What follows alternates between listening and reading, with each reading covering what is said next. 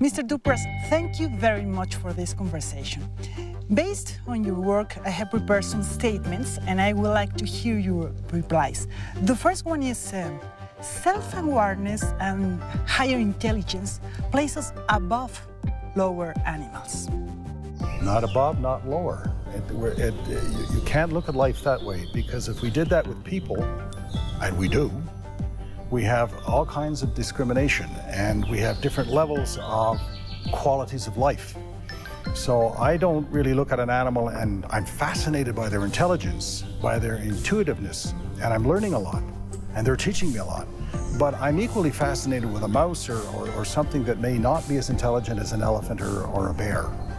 And so intelligence doesn't play a big role, I don't think. We humans have a God-given right to exploit any other life form on this planet. I'm not 100% sure that we have any God-given right to do that. Even today, this morning, there was reference to the Bible. We have to understand that the Bible is possibly the most translated book in the world. And it's translated differently in different languages. In some languages, for example, the King James Version, it says, man hath dominion. In other languages, it doesn't say dominion, it says responsibility. So keeping in mind that these our historical records are written by man, interpreted by man, and man has agendas, man has conditioning. We have to take it more as a guide than something that is written, cast in stone. So man has a God-given right? No, I think man is the dominant species and has responsibility. There's a big, rights equal responsibility, responsibility equals consequences. And we have responsibility. Rights without responsibility, baseless, absolutely baseless. But in the same sense, species do exploit other species, not only mankind. That's perfectly natural. They exploit species. It's a funny thing. A lion will take down a gazelle or a zebra, and then you'll see it sleeping right next to the herd of zebra and the gazelle. There's no hypocrisy, there is no agenda. It takes down the other species to feed its hunger. You don't see a lion wearing a zebra coat, and you don't see a lion in his den with a gazelle head on the wall. Our way of doing things is rationalized. Theirs is not rationalized. It's a natural, complete way of doing things within the environment. We're not doing that. We're apart from the environment. We're not a part of it. But anyway, we need food for more than 5,000 million people. Right now, as we speak, there is enough food. The problem is a political one. We can't get the food to the people. Obviously, I can't sell food to you and give it away to somebody else, because you're going to say, no way am I going to pay if you're giving it away for free. We can't get the food to the other people. So that is a political problem. That is a logistical problem. That is something that we can work out. It's an economic problem. And what we were saying today is we need smart economics. The economics that we have are purely based on merchandise, on things. We have to have a more intelligent way of dealing with economics in order to get the food to the people. We also have to, we're not efficient at all.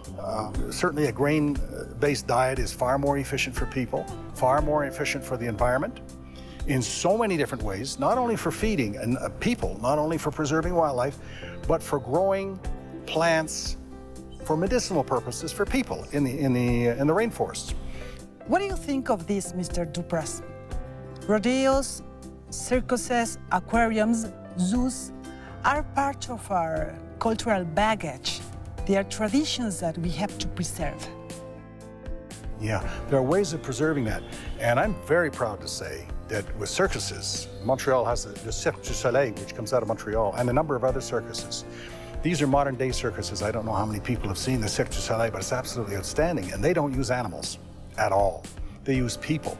So you can preserve circuses by evolving and by employing more people, because you don't need elephants, you don't need lions. The chuck wagon race at the Calgary Stampede was invented by a vaudevillian from New York. Calf roping was invented by a vaudevillian from New York, just to bring in more people. So you say, well, there's the tradition of the rodeo. And I'm saying, what rodeo are you talking about? Because, again, rodeos can evolve. We don't need the killing, we don't need the violence that we have in there. Animals can't hold rights as they can't hold duties. As I've said many, many times, animal rights has nothing to do with animals. It has to do with us. We are animals. We extend rights to another species because of what we can be, and that is we can grow ethically. We have potential for ethical growth.